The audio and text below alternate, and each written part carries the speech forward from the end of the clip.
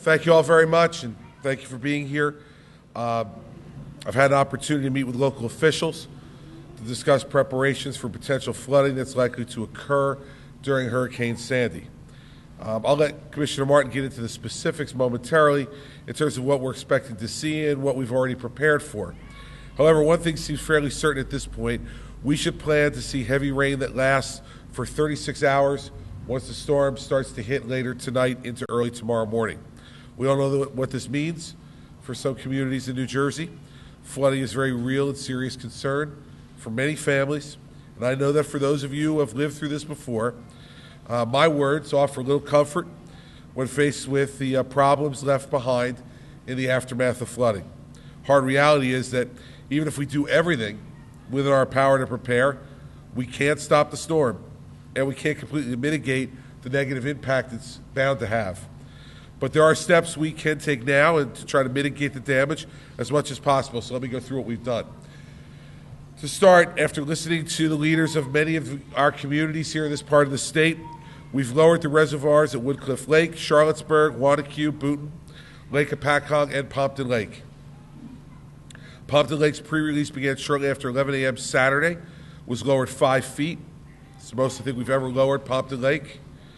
Release ended at 5:45 p.m. Saturday, and the gates will be adjusted to maintain the 5-foot level until the rain begins. Lake Apacong's drawdown began late Friday and will continue until the storms begin. Gates are then closed to decrease potential flooding downstream along the Musconetcong River. New York State stopped pre-releasing from Lake to Forest at 8 p.m. on Saturday, allowing enough time for the water to move through Lake Tapan and the Oradell Reservoir before the storm. Commissioner Martin has been working directly with mayors, local officials, to make sure that they're able to do everything within their power to prepare. That means sweeping streets, clearing storm drains and bases, and desnagging rivers. It's been one of our priorities to give these communities so often hard hit by the flooding the necessary flexibility to act. And so act first and worry about the DEP later, okay? This is one of those times that uses one of my favorite sayings. It's easier to ask for forgiveness than permission, all right? So get done what you need to get done.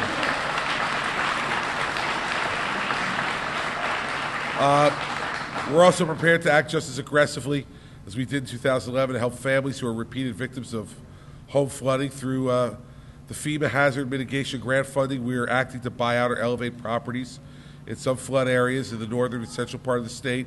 Right now we're on track to acquire 267 properties, to elevate 45 more through the Accelerated Home Buyout Program. Over $63 million has been dedicated to these projects already. Through the Blue Acres program, DEP has targeted 540 homes in the Passaic River Basin for acquisition. Across all past and ongoing state programs, 628 homes have been purchased, while an additional 95 have been elevated. Over $188 million has been dedicated for flood mitigation projects in the state. A few other announcements. First off, want to restate that we have issued mandatory evacuations for today at 4 p.m. for the barrier islands from Sandy Hook south to Cape May, including the casinos in Atlantic City. In Ocean County, this includes all of Long Beach Island, Bayhead, Berkeley Township on the island, Brick Township on the island, Lavalette, Manaloking, Seaside Heights, Seaside Park, and Toms River Township on the island. In Atlantic County, Atlantic City, Avalon, Longport, Margate City, Brigantine, and Ventnor City. Cape May County, Cape May City, Wildwood, North Wildwood, Wildwood Crest, Sea Isle City, Ocean City, Stone Harbor, and Strathmere. Want to reinforce a point I made yesterday. If you can stay in your home and you're not in one of these mandatory evacuation areas, stay in your home. But be prepared for the reality that you may be there for a few days and potentially without electricity. Have the necessary food, water, prescription medicine, and other supplies that you'll need to last for a few days. Take the time today. We've got some hours left before the bad weather hits to get ready. If you are being evacuated, first, we want the evacuations to go this way if you decide to leave. First, try to see if friends or relatives can have you stay at their homes. The most comfortable, the easiest way to go. Next, if that doesn't work, you should go to local shelters in your town if they're available. If not, there are county shelters available in every county. Move to those. And if and when those county shelters become full, we will have state-supported shelters to transport people to from the county shelter sites. Up here in Bergen County, we know that Bergen County College, Lyndhurst Senior Center, and the Northern Valley Regional High School will all be county sheltering facilities. County Executive Donovan is here, and she is working with the state to make sure that those things are handled in Bergen County. You can get on nj211.org to access the locations by county. So it's nj211.org. You get right on there, and that'll get you county by county listings of shelters. New Jersey Transit currently dispatching buses to Atlantic City to assist in the evacuation of approximately 4,000 residents from Atlantic City. New Jersey Transit buses will transport those residents at the Atlantic County Fire Academy to shelters in both Atlantic and Burlington County. I want to remind everyone, if you're being evacuated and you have a pet, please bring your pet with you. In addition to supplies, you should also bring clothing, whatever other items you think you may need for the next couple of days.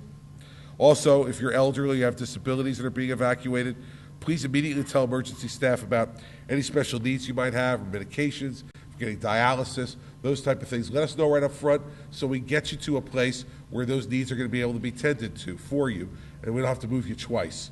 We don't want to have people have to go through that if they're being evacuated. We've requested and we're receiving additional Red Cross staffers to supplement state and county shelters pre-storm. 141 arrived on Saturday. Additional folks are coming today. With the support of some AmeriCorps members as well, Department of Human Services has pre-positioned food and water resources as requested by the counties, and will continue to respond to those requests. In addition to the mandatory evacuations, I've made some other decisions today to prepare for the worst here. State government will be closed tomorrow, and I'm encouraging all schools across the state to close as well.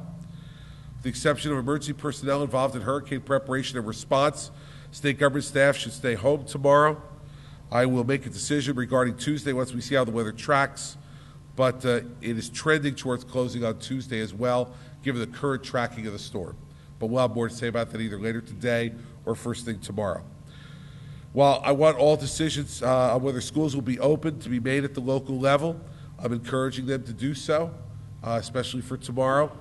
Tomorrow should be the worst day of the storm, and so I think moving kids around on school buses might not be the optimal thing, but since I'm not a school board member, I don't get to make that decision. But I would encourage everyone strongly to not open up schools tomorrow. New Jersey Transit is suspending rail service beginning at the end of the day today. Atlantic City casinos will again be closed by 4 p.m. The Bus Light Rail and Access Link suspends operations at 2 a.m. You can go to njtransit.com for further updates if you're worried about mass transit, but I would say by the end of the day today, you shouldn't be counting on mass transit to be moving you anywhere over the next day or so at least. Say a couple other things. First off, it's obviously a serious storm, and it's a serious storm that is going to affect most of the East Coast from North Carolina up into New England, but it's going to make landfall in New Jersey. That's clear. Where in New Jersey, we're not quite yet clear, although it appears that it'll make landfall somewhere between Atlantic City and Toms River. What that means for us is that of the states that are going to be impacted by this storm, we appear, at least at the moment, to be taking the brunt of it.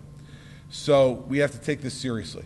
And I know all of us, especially folks in this area, are veterans of a lot of these events. And sometimes that leads you to complacency. I would hope it does not in this instance. We need to prepare for the worst here. If it turns out that it's not as bad, that'll be a happy event for all of us. But I don't want to see lives lost unnecessarily. And so we need to understand that this is a serious storm, but we'll continue every 4 hours or so through talking to the media and releasing information to let all of you be updated on what you can expect. Secondly, while it is serious, I want everybody to understand that for better or for worse now, after 3 years as governor, I've dealt with a lot of these. And so we're ready. We're ready to be as much of a help to all of you as we can be. And if we all work together on this, we're going to be able to get through all this just fine. Property will be damaged. Power will be down. Roads will be closed at times. But if we work together, we can minimize, if not eliminate, the loss of life and support each other. I am completely confident that we'll be able to get through this and get through this well. But there are going to be some challenging moments over the course of the next 72 hours. People in New Jersey are not strangers to challenge. So we're going to be challenged again. We don't get to choose this one. This one's being thrust upon us. But I can assure you that myself, the Lieutenant Governor, the other members of the executive branch are ready to deal with all the different issues that at least we know about at the moment. And we'll continue to be updated by the National Weather Service about other issues which may come up. But it's about 2 o'clock in the afternoon. I should also say that I was just on a phone call, so I was laid out here with the President of the United States, checking in to make sure that everything that we do need is being supplied to us by FEMA. I assured him that our coordination with FEMA is going extraordinarily well. Spoke to the director of FEMA, Craig Fugate, yesterday, and we have FEMA personnel on the ground here in New Jersey. And so I thank the President for his telephone call inquiring about how things were going here and assured him that things were going well so far. He invited me to call him at any time if things are not going well.